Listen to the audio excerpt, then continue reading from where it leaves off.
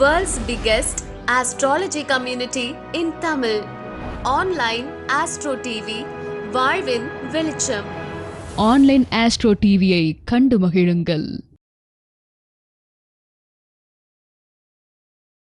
Online astro TV நேயர்கள் அனைவருக்கும் அன்பான வணக்கங்கள். இன்று நம்மளுடைய அரங்கத்திற்கு வருகை தந்திருக்கும் சஷ்டி குழுமத்தின் நிறுவனர் மற்றும் தலைவர் திரு வல்லரசு தினேஷ்ராஜ் ஐயா அவர்களை அன்புடன் வரவேற்கிறோம். வணக்கம் சார். வணக்கம் சார். நிறையா விதவிதமான வகுப்புகளெல்லாம் எடுத்துகிட்டு இருக்கிறீங்க. இந்த ஜோதிட உலகத்தில் பார்த்திங்கன்னா நிறைய பேர் ஜோதிடம் பார்க்கும்போது இந்த பிரச்சனைகள் இருக்குது, இந்த பிரச்சனைகள் இருக்குதுன்னு சொல்கிறத விட நிறைய பேர் நாங்களே எதிர்பார்க்குறது பார்த்திங்கன்னா இதுக்கு என்ன பரிகாரம், ஸோ இது எப்படி சரி பண்ணிக்கிறது அப்படிங்கிறதான் எல்லோரும் நாங்கள் வந்து எதிர்பார்க்குறோம். அந்த வகையில் நீங்கள் பார்த்தீங்கன்னா இந்த பரிகாரங்கள் அப்படிங்கிறது வாழ்வியல் பரிகாரங்கள் அப்படின்னு பார்த்தீங்கன்னா நீங்கள் ஒரு ஸ்பெஷலிஸ்ட் மாதிரி நீங்கள் எங்களுக்கு விதவிதமாக நிறையா பரிகாரங்கள் சொல்லியிருக்கிறீங்க. இதில் கொஞ்சம் ஒரு ஸ்பெஷலாக அப்படிங்கிறது பார்த்திங்கன்னா இந்த ரிவர்ஸ் பரிகாரம் அப்படிங்கிறத வந்து நீங்கள் ரொம்ப ஒரு முக்கியத்துவம் கொடுக்குறீங்க. ஸோ இதை பற்றி தான் விரிவாக நாங்களும் தெரிஞ்சுக்கலான்னு ஆசையாக அவளோட காத்துட்ருக்கேங்கய்யா. வணக்கங்கய்யா. வணக்கம் சார். நிறையா பரிகாரங்கள் கொடுக்குறீங்க. இல்லை இந்த ரிவர்ஸ் பரிகாரம் அப்படிங்கிறது வந்து எவ்வளோ முக்கியத்துவம் வாய்ந்ததுங்கய்யா, இதை பற்றி கொஞ்சம் டீட்டெயிலாக சொல்லுங்கய்யா. ஒவ்வொரு ஜாதகத்துலேயும் பிரச்சனைகள் அப்படிங்கிறது வந்து பார்த்திங்கன்னா ஒரே மாதிரி இருக்காது, வித்தியாசமாக இருக்கும். ஸோ இந்த பிரச்சனைகள் வரதுக்கான காரணமே ஜாதகத்தில் கிரகம் வந்து கெட்டு போனனால தான் வருது. இந்த கிரகங்களுடைய வலிமையை 3 கேட்டகரியாக பிரிக்கலாம். ஒரு கிரகம் வந்து எந்த விதத்துலையும் பாதிக்கப்படாமல் வலிமையாக இருக்குது. வலிமையாக இருந்தால் அந்த கிரகத்தால் கிடைக்கக்கூடிய விஷயங்கள் எல்லாம் நன்மையாக கிடைக்கும், ரொம்ப ஸ்மூத்தாக போகும். 2வது கேட்டகரி வந்து கிரகம் வந்து வலிமை குறைவாக இருக்கிறது. வலிமை குறைவுனா அந்த கிரகம் சார்ந்த புண்ணியம் வந்து போன ஜென்மத்தில் நம்ம குறைவாக பண்ணியிருப்போம்.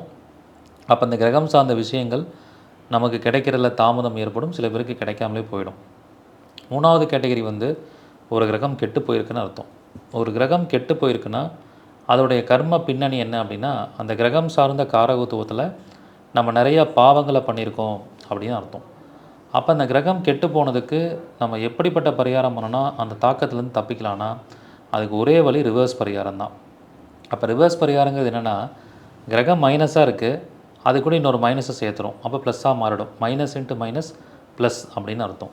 ஸோ அப்போ ஒரு கிரகம் கெட்டு போயிருக்காங்கிறத எப்படி கண்டுபிடிக்கிறதுங்கிறத ஜாதகத்தில் முதல்ல தெரிஞ்சுக்கணும். அதுக்கு நிறைய விதிகள் இருக்குது. அந்த ஒவ்வொரு விதிகளுக்கு ஏற்ற மாதிரியும் நம்ம ரிவர்ஸ் பரிகாரம் பண்ணும்போது நமக்கு அந்த பிரச்சனையிலேருந்து தாக்கத்துலேருந்து நம்ம வெளியில் வர முடியும். ஃபார் எக்ஸாம்பிள், இப்போ ஒருத்தங்களுக்கு வந்து 8ஆம் இடத்துல போய் ஒரு கிரகம் மறையுதுன்னா அப்போ அந்த கிரகம் கெட்டு போயிடுச்சுன்னு அர்த்தம். அதான் அஸ்ட்ராலஜிக்கல் விதி. ஃபார் எக்ஸாம்பிள், இப்போ ஒருத்தங்களுக்கு வந்து செவ்வாய் போய் 8ல் மறையுது அப்படின்னா செவ்வாய் அப்படிங்கிறதே வந்து ரத்தம் சார்ந்த விஷயம், 8ஆம் இடங்கிறது விபத்து சார்ந்த விஷயம். அப்போ அவங்களுக்கு விபத்து நடக்கும், விபத்தின் மூலமாக ரத்தம் வந்து லாஸ் ஆகும் அப்படிங்கிறது ஒரு கான்செப்ட். அப்போ அவங்க என்ன பண்ணிக்கணும் அப்படின்னு பார்த்திங்கன்னா, ஒரு தக்காளி எடுத்து அதை துண்டு துண்டாக வெட்டி போட்டாங்கனாலே அதுக்கு ஒரு ரிவர்ஸ் பரிகாரம் மாதிரி ஆகிடும். செவ்வானா தக்காளி, 8ஆம் இடங்கிறது வந்து வெட்டுறது, கிழிக்கிறது, வேஸ்ட் பண்ணுறது. அப்போ தக்காளி எடுத்து கட் பண்ணி போட்டாலே அது ஒரு ரிவர்ஸ் பரிகாரம் ஆகிடும். அதனால் அவங்களுக்கு விபத்துக்கள் வராமல் நம்ம தடுக்க முடியும். விபத்தான ரத்தம் வரும், தக்காளியை வெட்டினாலும் ரத்தம் மாதிரி வெளியில் வரதான் போகுது. அப்போ இது ஒரு கைண்ட் ஆஃப் ரிவர்ஸ் பரிகாரம். இப்படி ஒவ்வொரு விதிகளுக்குமே ரிவர்ஸ் பரிகாரம் இருக்குது, அதை நம்ம செஞ்சுக்கலாம். ஓகே, ரொம்ப வித்தியாசமாக இருக்குங்க. ஸோ இப்போது ஒரு கிரகம் வந்து ரிவர்ஸ் பரிகாரம் அப்படிங்கிறது செய்கிறதே பார்த்திங்கன்னா ஒரு கிரகம் வந்து கெட்டுப்போன நிலையில் இருக்கிறவங்க மட்டும்தான் செய்யணும் அப்படின்னு சொல்கிறீங்க. இந்த பாவ ரீதியாக ஆதிபத்திய ரீதியாக வந்து இது ஒவ்வொருத்தருக்கும் ஒன்று மாறுபடும். நீங்கள் 8ஆம் இடம்னு சொல்லியிருக்கீங்க, சில பேர்த்துக்கு 6ஆம் இடத்துல இருக்கலாம், இல்லாட்டி ஒரு பாவ ரீதியாக கெட்டு போகாமல் வேறு வழியில் கூட கெட்டு போகலாம். ஸோ அதுக்கெல்லாம் வந்து எந்த மாதிரி நீங்கள் வந்து இதுக்கு வந்து வழிகாட்டுதல் கொடுக்குறீங்க? அதாவது கிரகத்தை வந்து கெட்டு போன வழியில் பார்க்குறது, பாவம் கெட்டு போயிருக்கான்னு பார்க்குறது, நட்சத்திர வழியில் கெட்டு போயிருக்கான்னு பார்க்குறது, இப்படி நிறைய எடுக்கலாம். இப்போ சில பேருக்கு பார்த்திங்கன்னா 4ஆம் அதிபதி வந்து 8ஆம் இடத்துல இருக்கும். இப்போ 4ஆம் அதிபதி 8ஆம் இடத்துல இருந்தால் அவங்களுக்கு என்ன சொல்லுவாங்க, என்ன மாதிரி பலன் நடக்கும்னா, அம்மாவோட உயிருக்கு ஆபத்து, இவன் நுரையீரலில் ஏதாவது பிரச்சனை வரும், லங்ஸ் ப்ராப்ளம் வரும், வீடு கட்டுறாங்கன்னா அதில் தடை வந்துடும், எதிர்பாராத பிரச்சனை வரும், வண்டி வாகனங்களில் விபத்து வரும்னு சொல்லுவோம். இது எல்லாருக்குமே நடக்குதான்னு கேட்டால் எல்லாருக்குமே நடக்காது. சில பேர் வந்து 4ஆம் அதிபதி 8ல் இருந்தும் நல்லா இருப்பாங்க. என்ன காரணம்னு பார்த்தா அவங்க வாழ்க்கையில் இந்த ரிவர்ஸ் பரிகாரங்கிறது இயற்கையாகவே நடந்துக்கிட்டு இருக்கும். அது எப்படி சார் அந்த மாதிரி நடக்குதுன்னு பார்க்கும்போது, பொதுவாக அந்த சுடுகாடு, ஹாஸ்பிட்டல் எல்லாத்தையும் என்ன சொல்லுவோம், ஒரு மைனஸான விஷயமாக சொல்லுவோம். சுடுகாடு ஒரு நல்ல இடம் கிடையாது, ஹாஸ்பிட்டல் ஒரு நல்ல இடம் கிடையாது, அது ஒரு நெகட்டிவான இடம், பிரச்சனை உள்ளவங்க தான் அவங்க இருப்பாங்க அப்படின்னு நம்ம சொல்லுவோம். அப்போ நிறைய பேர் இந்த 4ஆம் அதிபதி 8ல் மறைஞ்சவங்க சுடுகாடு பக்கத்தில் வீடு கட்டியிருப்பாங்க, ஹாஸ்பிட்டல் பக்கத்தில் வசிப்பாங்க. இப்போ நாமளே சொல்லுவோம் அந்த வீட்டுக்கு போனால், என்னப்பா சுடுகாடு பக்கத்தில் இருக்கீங்க, என்னப்பா ஹாஸ்பிட்டல் பக்கத்தில் இருக்கீங்க, எப்போ பார்த்தாலும் ஆம்புலன்ஸ் சவுண்ட் நாங்கள் கேட்டுக்கிட்டே இருக்கோம், அந்த மாதிரிலாம் நெகட்டிவான ஒரு இடம்னு சொல்லுவோம். அப்போ பாருங்கள் 4ஆம் இடங்கிறது இடம், 8ஆம் இடங்கிறது ஒரு நெகட்டிவ். அந்த 8ஆம் இடம் சார்ந்த இடத்துக்கு பக்கத்தில் இருக்கும்போது மைனஸ் இன்ட்டு மைனஸ் ப்ளஸ்ஸாக மாறிடுது. அவங்களுக்கு வீடுனால எந்த பிரச்சனையும் வரதில்லை. இதே 4ஆம் அதிபதி 8ல் மறைஞ்சவங்க போயிட்டு ஒரு கோயில் பக்கத்துலையோ ஒரு ஸ்கூல் பக்கத்துலையோ ஒரு பாசிட்டிவான இடத்துக்கு பக்கத்தில் இருக்கும்போது என்ன ஆகும்னா அவங்களுடைய இடம் சார்ந்த விஷயத்தில் நிறையா பிரச்சனைகளை வந்து அவங்க சந்திக்கிறாங்க. அப்போ இது எல்லாமே வந்து பார்த்திங்கன்னா ஒரு கைண்ட் ஆஃப் ரிவர்ஸ் பரிகாரம் அப்படின்னு நம்ம சொல்லலாம். அதே மாதிரி இப்போ சில பேருக்கு வந்து இந்த 4ஆம் அதிபதி 8ல் இருக்கிறவங்க அவங்களுக்கு இந்த காலகட்டத்தில் விபத்து நடந்திருக்கும்னு நம்ம நினைப்போம். கார் ஏதாவது அடி வாங்குச்சா பிரச்சனையாச்சான்னு நம்ம நினைப்போம். ஆனால் அவங்களுக்கு அந்த காலகட்டத்தில் பார்த்திங்கன்னா அடிக்கடி அவங்களோட ட்ரெஸ்ஸு வந்து எங்காவது மாட்டி கிழிஞ்சிக்கிட்டே இருக்கும். ஒரு கம்பியில் மாட்டலாம், இல்லை காரில் இறங்கும் போது மாட்டலாம், இல்லை ஏதோ ஒரு விதத்தில் அந்த ட்ரெஸ்ஸு கிழிஞ்சிக்கிட்டே இருக்கும். ட்ரெஸ்ஸு கிழியறதும் 4ஆம் அதிபதி 8ல் இருக்கிற அமைப்பு தான். அது ஒரு கைண்ட் ஆஃப் ரிவர்ஸ் பரிகாரம். இது தானாக கிழியறதுங்கிறது ஒரு பரிகாரம் ஆயிடுது. இப்போ நாம் எப்படி பரிகாரம் கொடுக்கலாம்? 4ஆம் அதிபதி 8ல் இருக்கிறவங்க நீங்கள் யூஸ் பண்ணுற ட்ரெஸ்ஸை கத்திரிக்கோளால் அடிக்கடி கட் பண்ணி போடுங்க, அது ஒரு பரிகாரம்னு சொல்லலாம். இப்படி ரிவர்ஸ் பரிகாரம் அப்படிங்கிறது ஒரு சில பேருக்கு தானாகவே நடந்துடும். சில பேருக்கு அவங்களுக்கு புண்ணியம் குறைவாக இருக்கிறப்ப என்ன ஆகும்னா ஒரு ஜோதிடர்கள் மூலியமாக தெரிந்து கொண்டு அதை செய்கிற மாதிரி சூழல் வரும். ரொம்ப சிறப்பான விளக்குங்க. இப்போ அந்த ஒரு தசா புத்திகளில் தான் இதனுடைய தாக்கங்கள் வந்து நமக்கு உணர முடியும். ஸோ அப்போ அந்த தசா புத்தி நடக்கும்போது பார்த்திங்கன்னா, ஸோ அவங்க நீங்கள் சொன்ன மாதிரி அவங்க இயற்கையாகவே ஒரு இடத்துல அந்த மாதிரி அமைச்சிருக்கலாம். அப்படி இல்லாதவங்களுக்கு வேறு எந்தெந்த மாதிரி முறையில் வந்து நீங்கள் கொஞ்சம் பரிகாரங்கள் இதெல்லாம் நீங்கள் சஜஸ்ட் பண்ணுறீங்க? இது பொதுவாக வந்து பார்த்திங்கன்னா இந்த மாதிரி ஒரு அமைப்பு இருக்கிறவங்களுக்கு ரிவர்ஸ் பரிகாரம் நம்ம பண்ணிக்கிறது ஒரு கான்செப்ட். 2வது நட்சத்திர ரீதியாகவும் சில பரிகாரங்கள் நம்ம கொடுக்குறோம். அது எப்படி கொடுக்குறோன்னா, நட்சத்திர ரீதியாகவும் அவங்களுக்கு வந்து சில ரிவர்ஸ் இம்பேக்ட் இருக்கும். இப்போ பகை நட்சத்திரம், கர்ம நட்சத்திரம், விபத்து தாரை நட்சத்திரம், வதை நட்சத்திரம், இதெல்லாம் தாராபலம்லாம் நெகட்டிவான ஒரு அமைப்புன்னு நம்ம சொல்கிறோம்.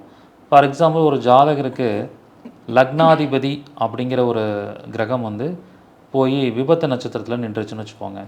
இப்போ ஒருத்தங்க வந்து அனுஷ நட்சத்திரத்தில் பிறந்திருக்காங்க, அவங்க கன்னி லக்னம், லக்னாதிபதி புதன் போயிட்டு மூலத்தில் உட்காந்துருச்சு.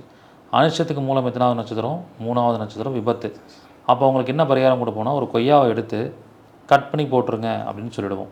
எப்போ ட்ராவல் பண்ணாலும் நீங்கள் வெளியில் ட்ராவல் பண்ணும்போதெல்லாம் ஒரு கார் எடுக்கிறதுக்கு முன்னாடி, ஒரு ட்ரெயின் ஏறுறதுக்கு முன்னாடி, ஃப்ளைட் ஏறுறதுக்கு முன்னாடி ஒரு கொய்யா எடுத்து துண்டு துண்டாக கட் பண்ணி தூக்கி போட்டுருங்கன்னு சொல்லுவோம். இப்போ இது வந்து நட்சத்திர ரீதியான ஒரு ரிவர்ஸ் பரிகாரம். இப்படி எல்லா விஷயங்களுக்குமே வந்து அந்த ரிவர்ஸ் பரிகாரத்தை வந்து நம்ம எடுக்க முடியும். அதை எடுத்தோம்னா அது நல்லா சக்ஸஸ்ஃபுல்லாக இருக்கும். இன்னொரு ரிவர்ஸ் பரிகாரத்தை வக்ர கிரகங்களுக்கும் எடுக்கலாம். இந்த வக்ர கிரகம் ஒரு மனிதனோட செயல்பாட்டை தடை ஏற்படுத்தக்கூடிய ஒரு அமைப்புன்னு சொல்கிறோம். இப்போ சனி வக்ரனா தொழில் தடையை கொடுக்கும். அப்போ அவங்கள ரிவர்ஸில் நடக்க சொல்லுவோம். அது சனி வக்ரத்துக்கான ரிவர்ஸ் பரிகாரம். இப்போ புதன் வக்ரம்னா படிப்பில் தடை கொடுக்கும். அப்போ அவங்கள வந்து அவங்க பேரை ரிவர்ஸில் எழுதுங்கன்னு சொல்லுவோம். அப்போ புதன் வக்ரத்துக்கு அது ஒரு ரிவர்ஸ் பரிகாரம். இப்படி நிறையா கான்செப்டில் பரிகாரங்கள் எடுக்கலாம்.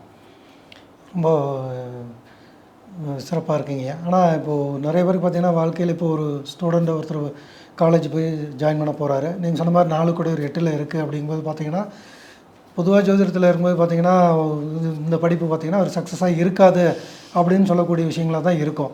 ஆனால் நீங்கள் சொல்கிறீங்க அதுக்கு வந்து ரிவர்ஸ் பரிகாரமாக எந்த மாதிரி இடத்துல போய் அவர் காலேஜ் போய் அட்மிட் ஆனார்னா இன்னும் அவர் சிறப்பாக படிக்க முடியுங்கிற மாதிரி அதை வந்து எப்படி பாசிட்டிவாக அதை டர்ன் பண்ணிக்க முடியுங்கிறது சொல்கிறீங்க. இதே மாதிரி ஒரு தொழிலுக்கோ இது ஆரம்ப நிலையிலேருந்து ஒரு ஆரம்ப கல்வி படிக்கிறதுக்கோ ஒரு தொழிலுக்கோ அதே மாதிரி திருமணத்திற்கோ எல்லாத்துக்கும் இந்த மாதிரி இதை வந்து கனெக்ட் பண்ண முடியுங்களா ஐயா? தாராளமாக நம்ம பண்ணலாம்.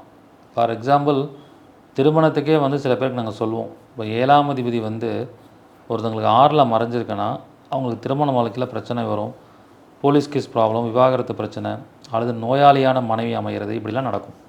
அல்லது நோயாளியான கணவன் வருவாங்க. அப்போ என்ன பண்ணிக்கணும், 7ஆம் அதிபதி 6ல் இருந்தால் லாயராக இருக்கிறவங்கள கல்யாணம் பண்ணுங்கள், டாக்டரை கல்யாணம் பண்ணுங்கள், மெடிக்கல் ஸ்டோர் வச்சுருக்கிறவங்கள கல்யாணம் பண்ணுங்கள். அப்படி பண்ணிக்கும்போது அது ஒரு kind of minus into minus ப்ளஸ்ஸாக மாறிடும்.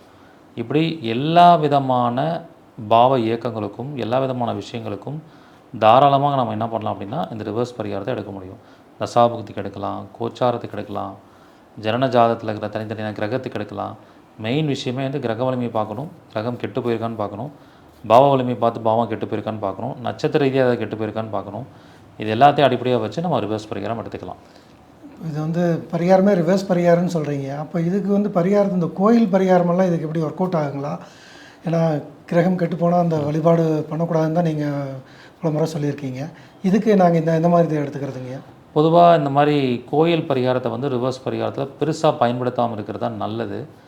இதை வேறு எப்படி பயன்படுத்திக்கலாம் அப்படின்னு சொல்லி பார்க்கும்போது, ஃபார் எக்ஸாம்பிள் இப்போ ஏதாவது ஒரு கிரகம் கேதுவோடு சேர்ந்துருக்குன்னா, கேது அப்படிங்கிறது வந்து ஒரு பிரிவினையை ஏற்படுத்தக்கூடிய கிரகம், ஒரு தடை தாமதத்தை உண்டு பண்ணும். அப்போ என்ன பண்ணிக்கணும், கேதுனா விநாயகர்.